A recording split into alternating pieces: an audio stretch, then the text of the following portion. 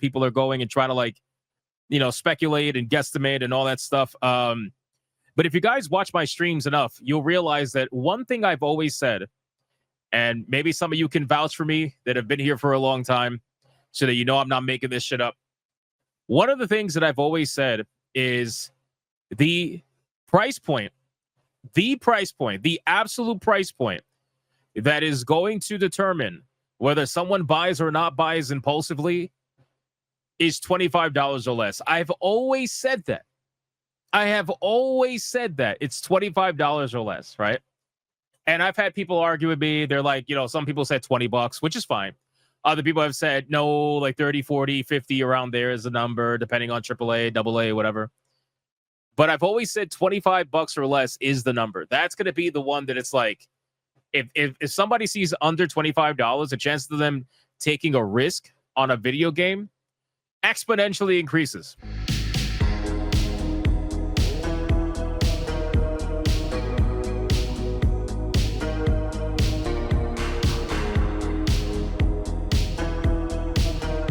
Well, apparently I've been vindicated because now we have this particular article from Games Radar that I want to go over that says the following. The median price of the best-selling new games on Steam has dropped in the past 2 years. Research finds charging under $25 is getting trickier, right? Or greater, whatever. Charging greater than $25 is getting trickier as players compare value to the $10 to $15 indie titles. So this is like, I feel so good about this because this is literally what I've been saying for the longest time. $25 or less is the number. Anything over $25, you have to be in a whole, like, you have to be very, how do I put it? Like, you have to be very impressive is what I'm saying. And granted, like with AAA or even AA, $50 is definitely a good number, depending on the value and the production.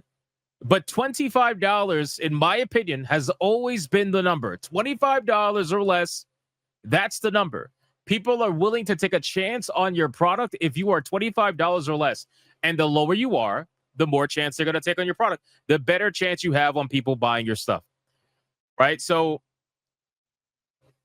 you also got to keep in mind now, too, that indie games are becoming, like, the line is blurring.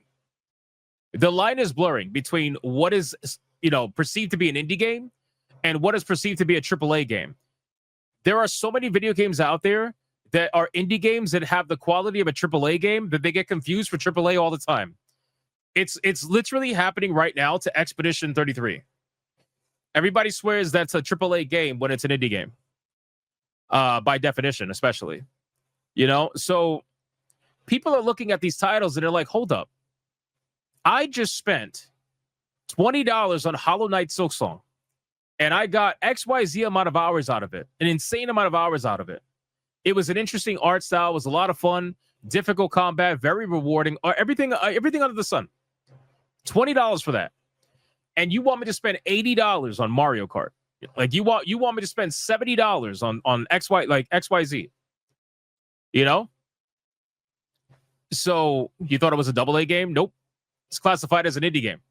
So it is like $25 or less is the number. Even if you don't want to talk retail pricing, right? People are less likely to spend $70 on one game. They rather wait for like a 50% off sale at the minimum and then get two for the same number, right? Would you rather spend $70 on one game or play through your backlog and then spend $35 on two games, right? Or better yet, spend $20 on four games. Like this is something that people are becoming smarter, and people are choosing to be definitely more stingy, I guess you could say, with their money, and they should when it comes to video games like this. Everybody's got a backlog for the most part. Most gamers have a backlog, even if it's not extensive, but most gamers have a backlog. Like at least, I think most people could say they have at least, 2 to 5 games that they haven't played yet, that they definitely can play at any point in time. I'm not saying like you got hundreds of games, but I'm saying, at the very least, most people have a couple of games that they haven't played yet. that is in their backlog that they bought on sale that they're going to play eventually, you know? So there's tons of games for people to play, and I think people are realizing that more than ever. So yeah, unless you are a standout hit, unless you give it your all, unless you are actually worth the investment, both in time and in money, players are choosing to wait now more than ever. And I feel like I've noticed this for the last year. And now all of a sudden it takes a research team in order to find out what we've been talking about for the last fucking year. I don't know. That's what I'm saying. I feel a little vindicated. Again, I don't know. It's just I don't even know what's the research. Let's see.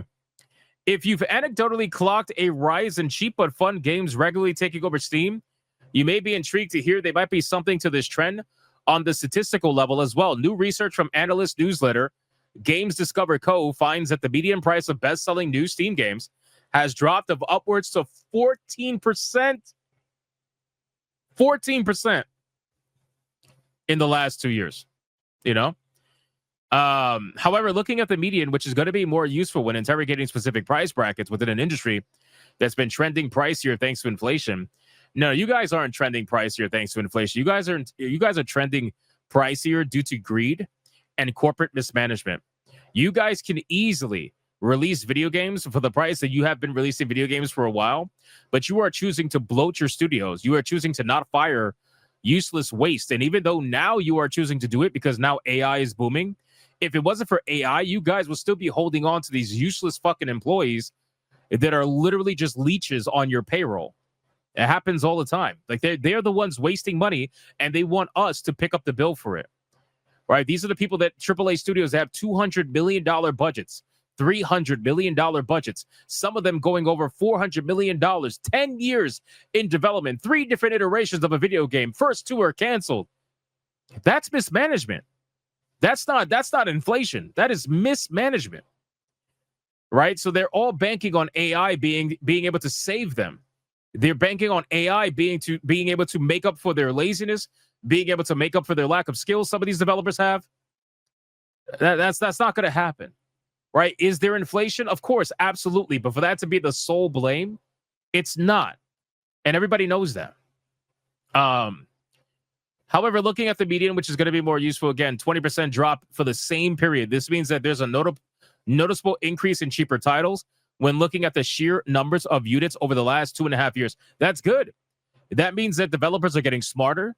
They're lowering their development costs, and they're releasing these video games at more attractive prices.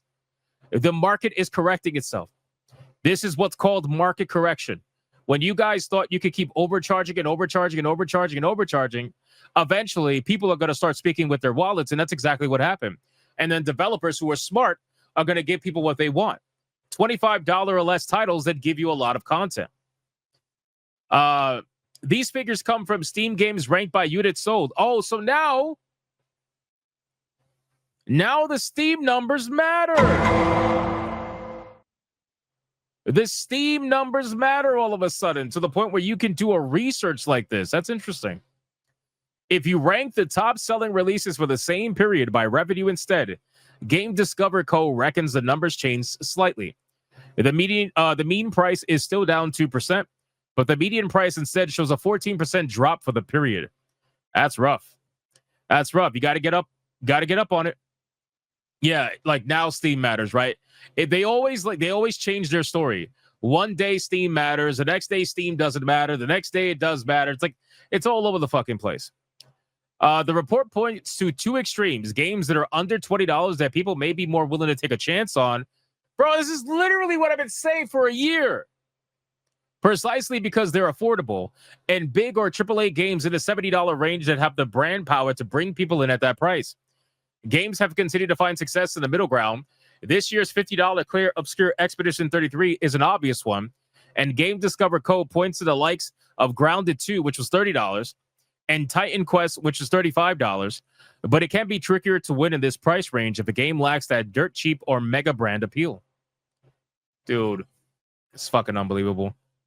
This is literally what I've been saying for over a year, and these people now want to pretend as if they discovered some fucking new scientific research, bro. It's not hard.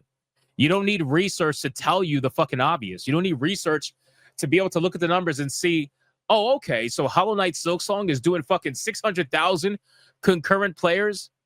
Megabonk is doing 150,000 concurrent players. Duck Off is doing almost 400,000 concurrent players. It doesn't take a genius to see that these cheaper games that are fun and give a lot of content for the price are doing gangbuster numbers. And seeing games like Silent Hill F doing fucking trash numbers at a $70 price point. It doesn't take a genius.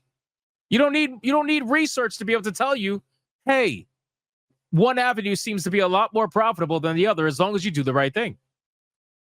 It's crazy, man. I would always advocate for buying 3 to 5 games for the $70 price tag or $80 price tag. I mean, look at it now. Steam is having a Black Friday sale. We just went over that yesterday.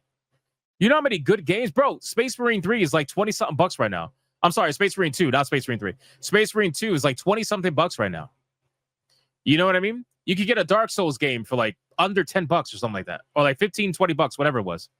Still, it's crazy, man. Why would you spend $80 on what, the brand new game? Who cares? Play your backlog. Anyway, so that's amazing. And seeing this makes me laugh my ass off because I've been saying this for the longest time, over a year now. And I feel vindicated. Now that this is how long it took the Eurydice to catch up to a simple YouTuber. That's it. To a simple YouTuber. It took them over a year, and it took them scientific research to catch up. And the entire time while they were researching the Steam numbers, they were screaming, Steam numbers don't matter. It's crazy, bro. It's crazy. You can't make this shit up. You can't make it up.